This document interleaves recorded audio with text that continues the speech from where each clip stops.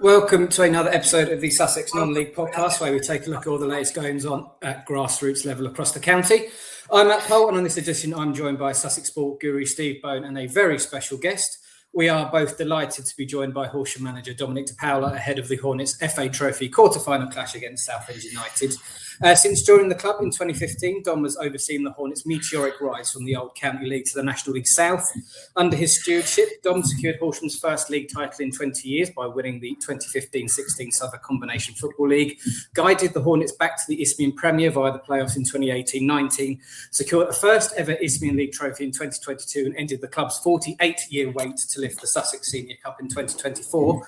In addition, he led the Hornets to FA Cup first round appearances in 2021 and 2024 and a record equalling second round qualification in 2023, but last season was arguably the club's crowning achievement.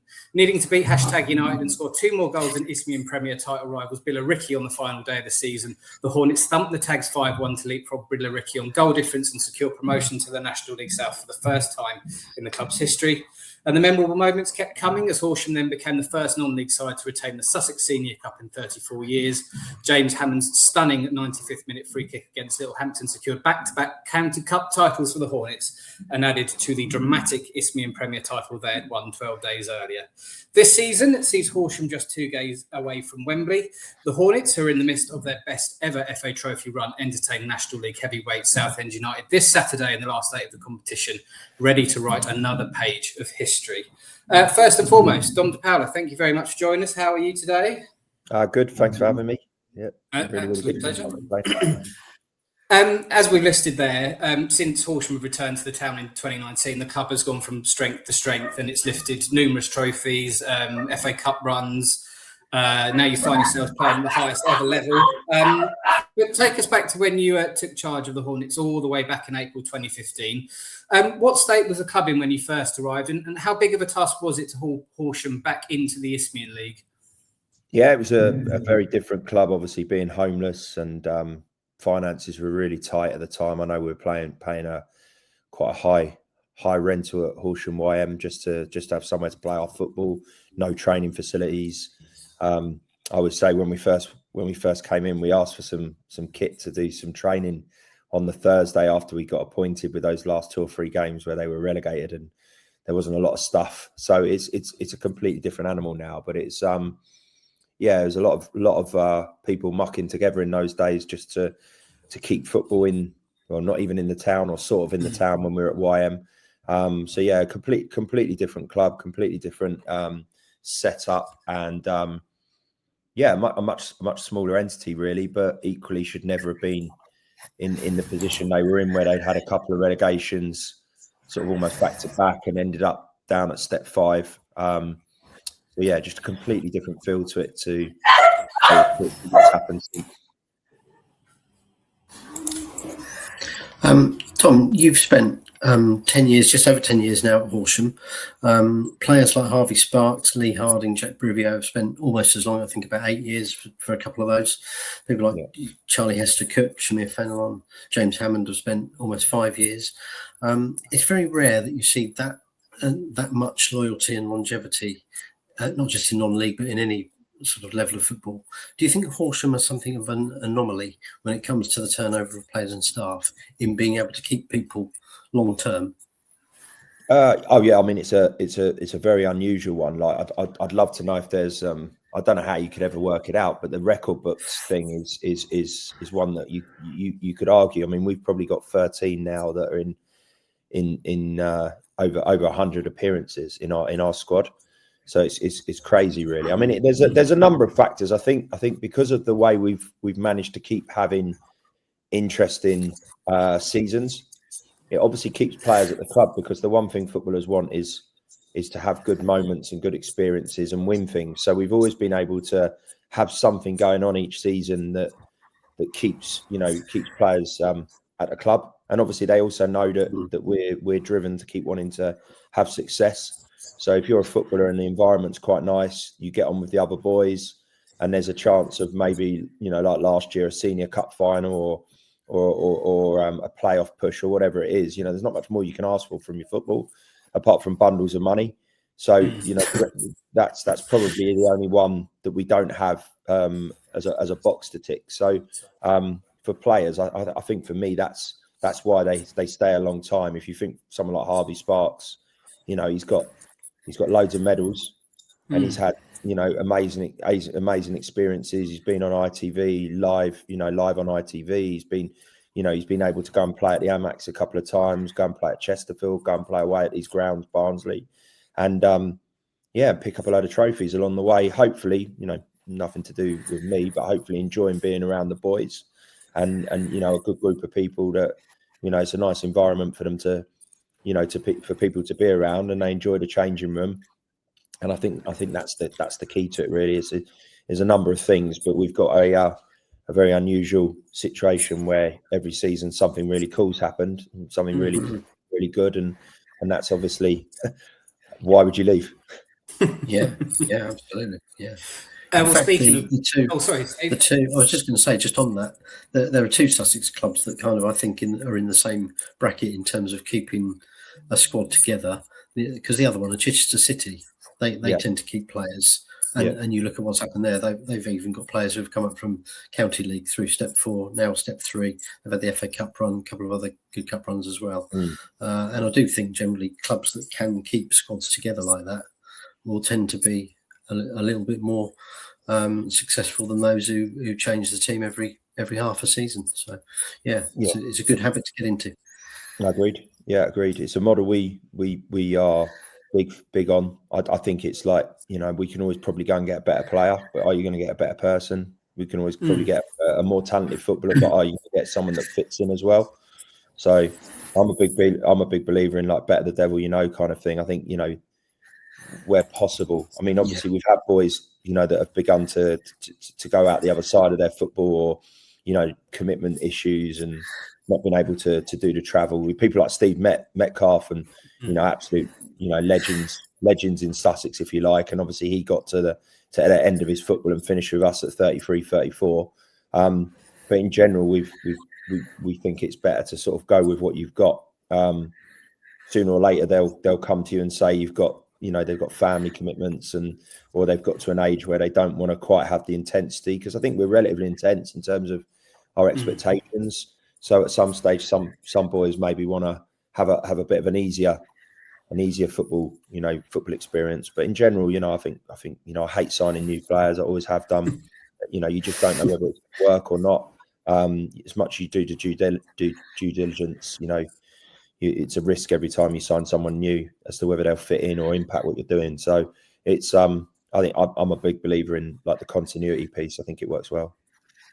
A little bit earlier, Dom, you mentioned bundles of money, and it was recently revealed on social media that Tamworth made almost 250k profit off the back of their televised FA Cup match at home to Tottenham back in 2025, I think it was. Yeah. As you mentioned, Horsham have enjoyed great FA Cup adventures, Barnsley, Carlisle, Chesterfield, all since I've been covering you, which has been a joy. But how important are these runs, not just in the FA Cup, but the FA Trophy too, to non-league clubs financially? How big of a difference can these little runs make to a club season? Well, I think there's no denying the fact that probably most football clubs at the moment it's a tricky time economically anyway, isn't it? But the FA Trophy is not a huge amount of prize money, but obviously we're going to have a home game with probably nearly 3,000 people in the ground, so that gives us an opportunity to earn some money. We obviously the game away at Scunthorpe in the previous round with some away attendances and things. I think it all helps really, and I know some of the runs in the past have helped plug gaps in money that the clubs needed. So it's all really important. I think every club would love to sort of have the opportunity to try and earn off it. The real magic ones is when you get a Tottenham or someone like that and the TV rights and everything. But we've not quite been lucky about that. But I don't think we can complain too much with what we've had. Ideal world, would you have liked a big name at home in the FA Cup in one of those those periods where we went through the rounds? Yeah, because I think it would have brought in a lot of money, and you stand a better chance of getting the TV game, etc. But yeah, I think it all helps. I mean, obviously the FA Trophy money, I'm sure, is helping helping the club this year to plug gaps and fund things. So yeah, that's it's a nice extra to have. I think the best bit for me is the excitement of something new and something different and it's a very prestigious competition. And we've taken the club further than they've ever been, which is another.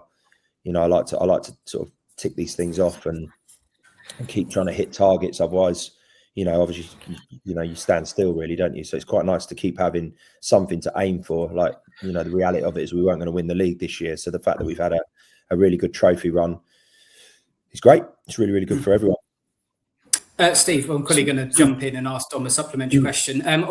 Famously took Barnsley to a replay after holding them to a thrilling draw at Oakwell. Unfortunately, they're no more, are they, FA Cup replays? How big of a blow is that? And what do you make of the decision? I think I know your answer, but it'd be worth asking. Yeah, I just think it's a shambles. I think it's some really, really odd things that the FA do. I don't think an early round of an FA Cup extra game, extra replay is that big a deal. I think if they actually did some analysis on the Premier League, how many Premier League teams over the last 10 years have been taken to a replay in the early rounds, I don't reckon there's loads. And if you're that bad that you can't win on the first day, then you should get an extra game that you could, you could still put out a Galactico side against a Tamworth, for example. It's just a stupid thing. Another stupid thing that the FA have decided to do that doesn't really make a lot of. I don't think it makes any difference at all.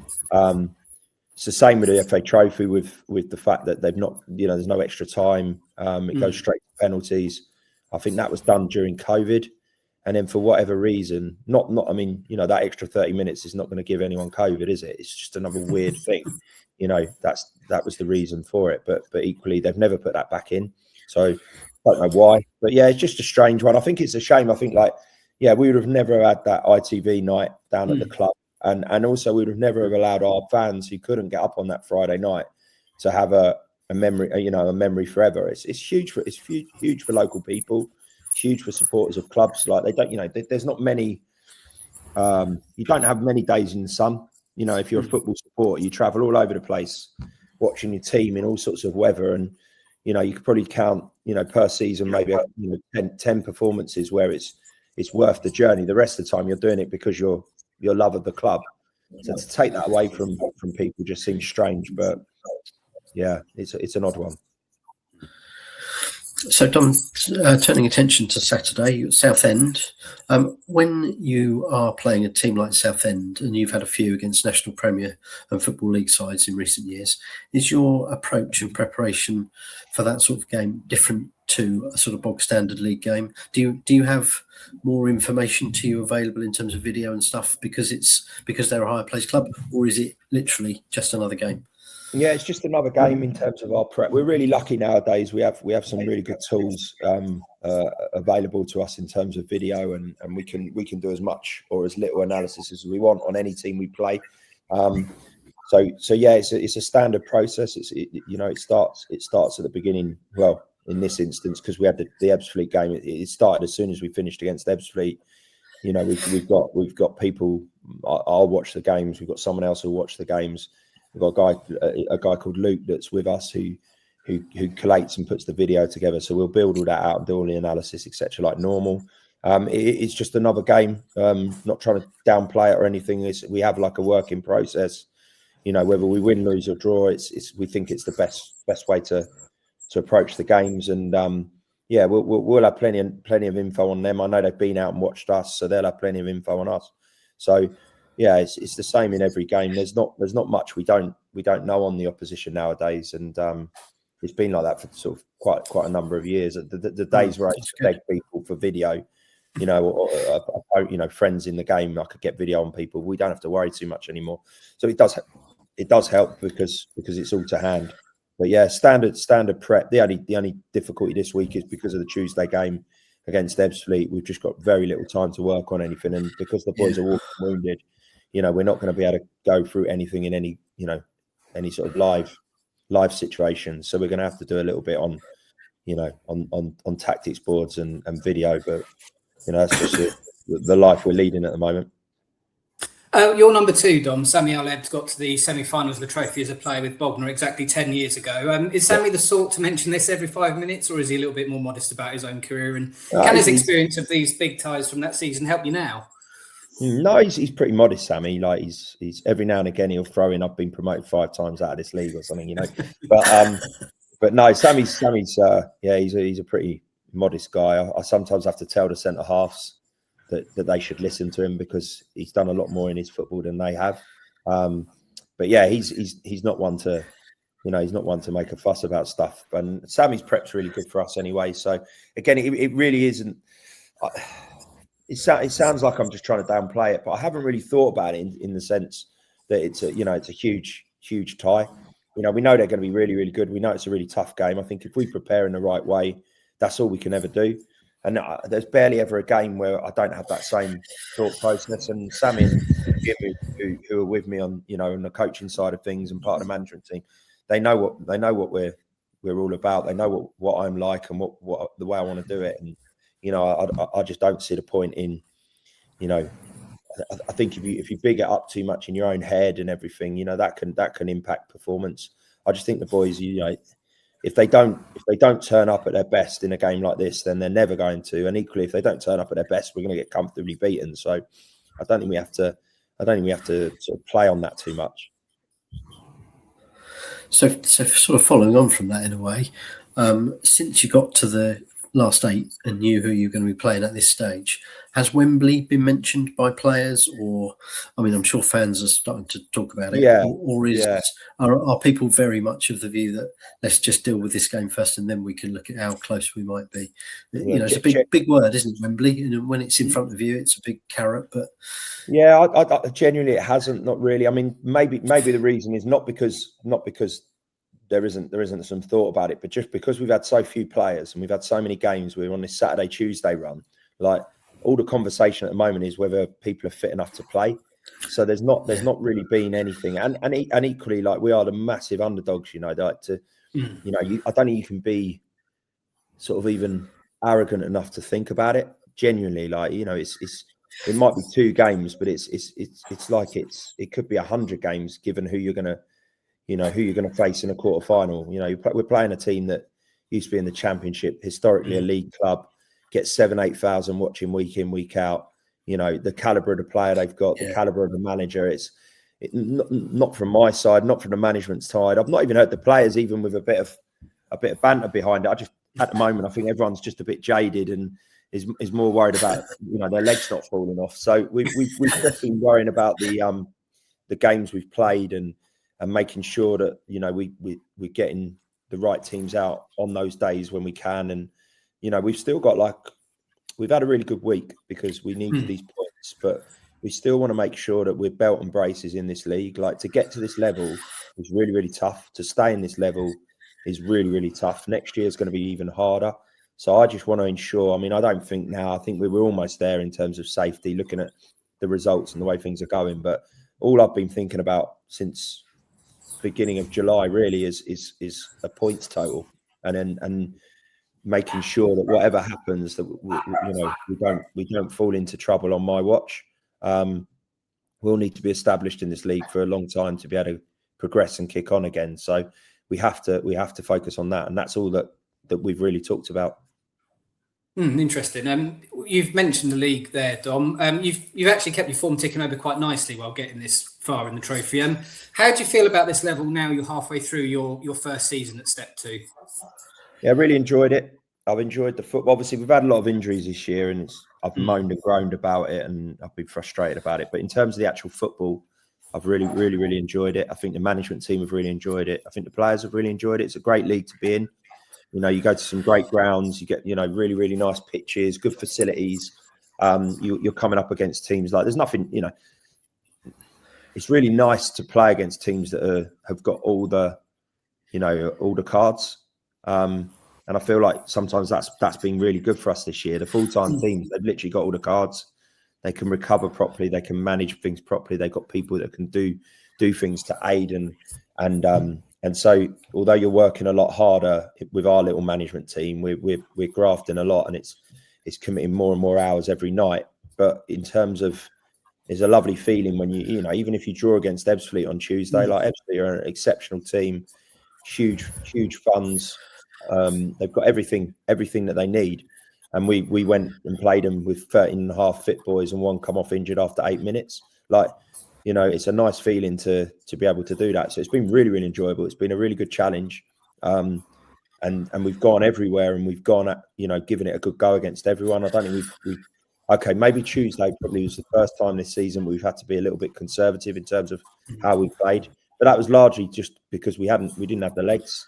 So, you know, we probably sat off a little bit too much. We probably didn't go at them as much as we have done everyone else. But every game we've given it a good go and tried to win games and not gone, oh, you know, if we get a point tonight, it's quite good. We've been really, really proactive and positive, and the boys have done that great this year. So it's been really enjoyable, really, really enjoyable.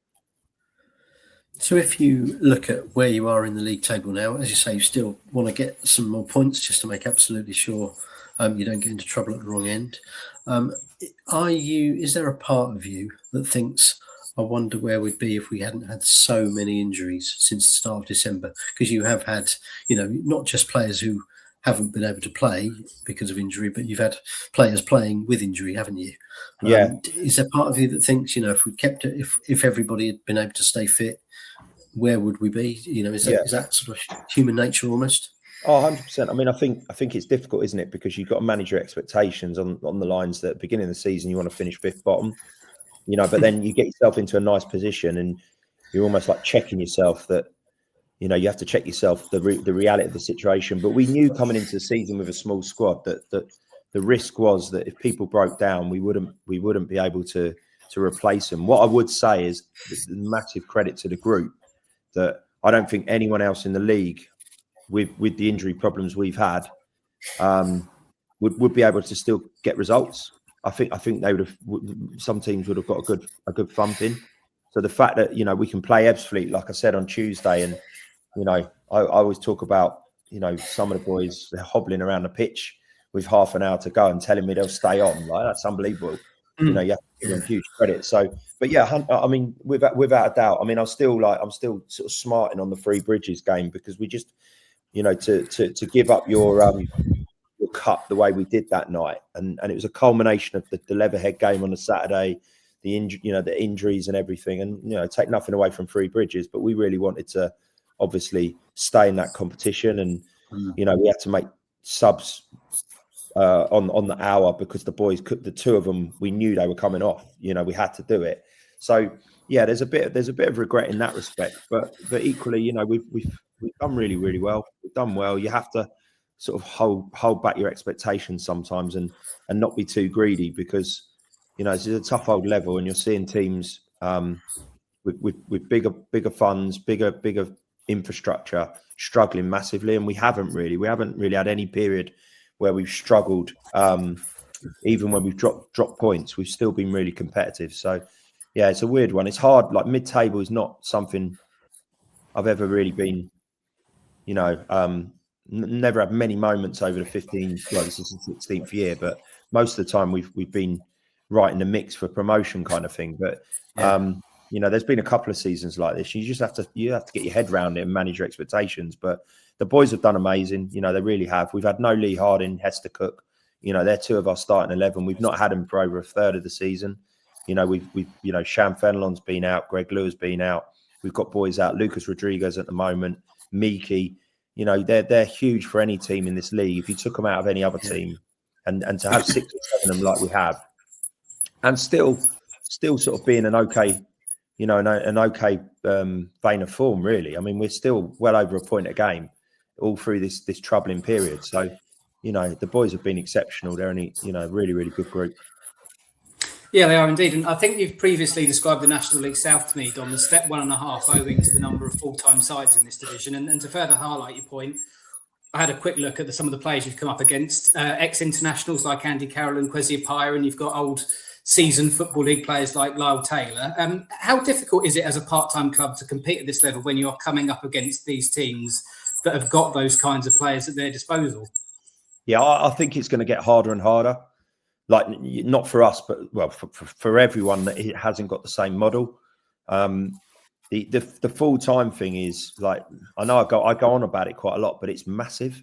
It's absolutely massive, especially on a Tuesday night when they've had that ability to do a bit of recovery or even do some work on the opposition. I think it's huge, and I think the way this league's going, by the looks of it, it's only going to be more of the same. So we're going to probably see, much like the National League became a league where there was probably a couple of not part-time teams. We're going to see it follow on into step 2. So I think it's only going to get harder. I don't think it's like pound for pound in an individual game. It has that bigger effect. But I think over a course of a season, you're seeing now, if you look at the table, Chelmsford, Maidenhead, Ebbsfleet, they're all on the march.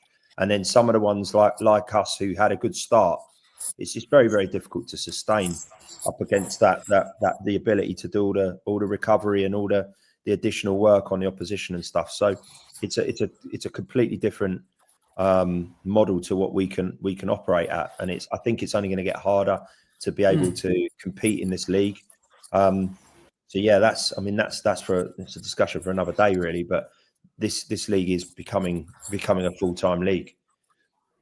Very, very difficult for part-time players who've got day jobs to do it for any great period of time.